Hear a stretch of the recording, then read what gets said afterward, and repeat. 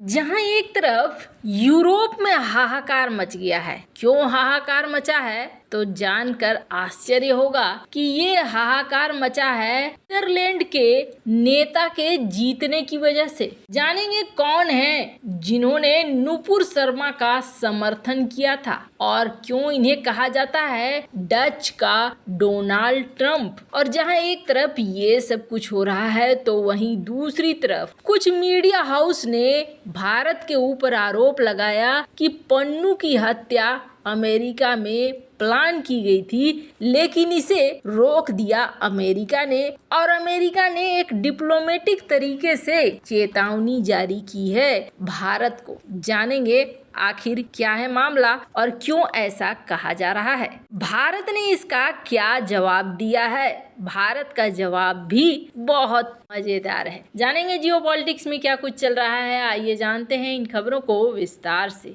धूर दक्षिणपंथी इस्लाम विरोधी बयानों के लिए चर्चित ग्रीट वाइल्डर्स नीदरलैंड के अगले प्रधानमंत्री बन सकते हैं। बुधवार को हुए संसदीय चुनाव में वे भारी जीत की ओर बढ़ रहे हैं, जिसे द्वितीय विश्व युद्ध के बाद से राजनीति में सबसे बड़े राजनीतिक उलटफेरों में से एक माना जा रहा है। राष्ट्रीय प्रसारक एनओएस द्वारा प्रकाशित एग्जिट पोल में कहा गया कि वाइल्डर्स पार्टी फॉर फ्रीडम ने संसद के 150 सीटों वाले निचले सदन में 35 सीटें जीत चुके हैं, जो पिछले चुनाव में जीती गई 17 सीटों से दुगनी से भी अधिक है। अंतिम परिणाम गुरुवार को ही आने की उम्मीद जताई जा रही है। मौजूदा परिणाम से साफ हो गया है कि वाइल्डर्स एक नया शासक गठबंधन बनाने के लिए बातचीत का नेतृत्व करेंगे। पूरे यूरोप महाद्वीप में राजनीतिक उथल पुथल के समय देश के पहले कट्टर दक्षिणपंथी प्रधानमंत्री बनेंगे।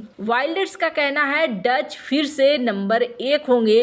लोग अपना देश वापस चाहते हैं। वाइल्डर्स की चुनाव योजना में नीदरलैंड के यूरोपीय संघ से बाहर निकलने पर जनमत संग्रह का आह्वान है। शरणार्थियों के देश में आगमन पर पूर्ण रोक, डच सीमाओं पर प्रवासियों को रोकना शामिल है। गिट वाइल्डर्स भारत में काफी लोकप्रिय रहे हैं। नुपुर शर्मा की कथित पैगंबर विरोधी टिप्पणी के बाद उन्होंने भारतीय नेत्री का समर्थन किया था। आपको बता दें, सांसद गिट वाइल्डर्स अपने देश में इस्लाम पर बैन का अभियान भी चला चुके हैं। गिट का मानना है कि सभी देशों को असहिष्णु लोगों के प्रति सहिष्णु होना बंद कर देना चाहिए। गिट की राजनीतिक विचारधारा धूर दक्षिण पंथ वाली है। गिट विल्डर्स ने 2006 में नीदरलैंड में anti immigration party for freedom की स्थापना की थी। वे हिजाब को उत्पीड़न का प्रतीक मानते हैं और इसे पहनने पर टैक्स लगाने की वकालत करते हैं।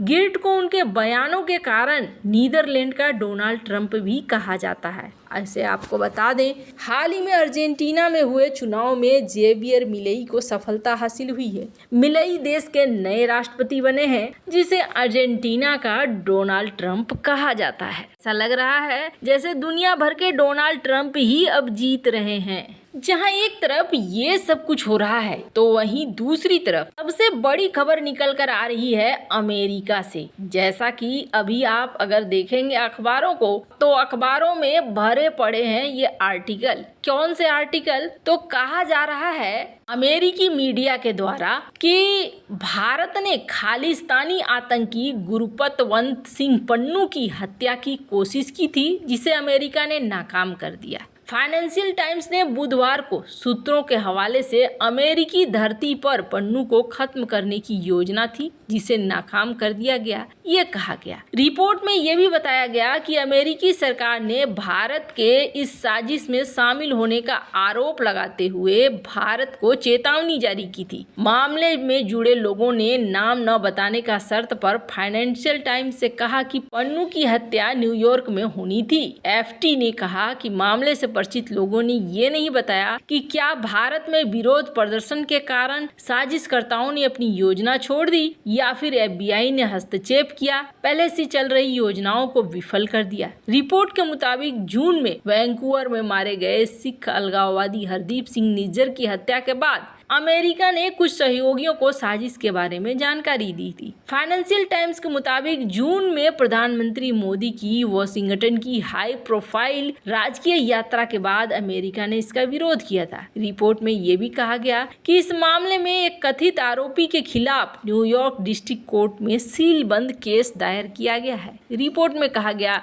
कि अमेरिकी जस्टिस डिपार्टमेंट फिलहाल इस बात पर बहस कर रहे हैं इस सीलबंद केस को अभी खोला जाए और आरोपों को सार्वजनिक किया जाए या फिर आतंकी निज्जर की हत्या के जांच पूरी होने के बाद खोला जाए। ऐसा माना जा रहा है कि ये मामला अब थोड़ा सा टेढ़ा होता हुआ दिख रहा है। अब ऐसा क्यों माना जा रहा है तो आपको बता दें, स्क्रीन पर आप देख रहे हैं जो मीडिया रिपोर्ट्स हैं वो ये कह रहे हैं कि अमेरिका के द्वारा ये कहा गया है बुधवार को, खास तौर पर व्हाइट हाउस ने, कि जो भी इस मामले में जुड़ा है भारत सरकार उस पर ध्यान दे, उस पर कार्रवाई करे और उस पर एक्शन ले। स्क्रीन पर आप कटिंग देख सकते हैं। व्हाइट हाउस की प्रवक्ता एंड्रीन वॉटसन, इन्होंने कहा कि अमेरिका ने इस मैटर को भारत के साथ साझा किया है और भारत को ये कहा है कि आप इस मामले में एक्शन लो, इस मामले को देखो। वैसे आपको बता दें यही चीज कनाडा मामले में भी इन्होंने कहा था। ये वही प्रवक्ता हैं जिन्होंने कनाडा मामले में भी कहा था कि जो कनाडा का आरोप है उसको लेकर हम लोगों को बहुत चिंता है। खैर ये तो प्रवक्ता है, जो व्हाइट हाउस कहना चाहती है वही बात ये कहती है। अब भारत ने क्या जवाब दिया है उस पर भी बात करेंगे, पर एक छोटी सी रिपोर्ट देख लीजिए। स्क्रीन पर एक कटिंग देख रहे हैं। अमेरिका और अमेरिका के ये जो बड़े बड़े लीडर्स हैं ये सारे फैसले अपने हिसाब से लेते हैं। अमेरिका ने अल-कायदा के सुप्रीमो ओसामा बिन लादेन को पाकिस्तान के अंदर घुसकर 2011 में एक सेफ हाउस में मारा। उसके बाद दूसरा आते हैं ओसामा बिन लादेन के बाद जो जगह ले चुका था बंदा अयाम अल जवाहिरी, इसे काबुल में मारा गया 2022 में। आपको बता दें और एक बहुत बड़ा एग्जाम्पल लीजिए, अमेरिका के ड्रोन ने कासिम सुलेमानी की हत्या करी बगदाद के एयरपोर्ट में 2020 में। तो ऐसा होता है कि इनके लिए अपने कानून अपने हैं और दूसरे के लिए अलग। हालांकि भारत को जब ये कहा गया तो भारत ने क्या जवाब दिया है तो आपको बता दें, भारत ने जवाब दिया है कि वो सरप्राइज्ड है ये सुनकर, और अरिंदम बागची का कहना है कि हम इस मामले को देखेंगे आखिर क्या है मामला। आपने जिस नेक्सस के बारे में बोला है उस नेक्सस को देखकर हम समझेंगे, जांचेंगे कि आखिर हुआ क्या था। इस तरह की पॉलिसी हमारे में नहीं है और इस तरीके की एक्टिविटी भी हम करते नहीं हैं। वैसे इन सब मामले में आपकी क्या राय है कमेंट कर जरूर बताएं। जल्द मिलते हैं अगले वीडियो में नई खबर के साथ।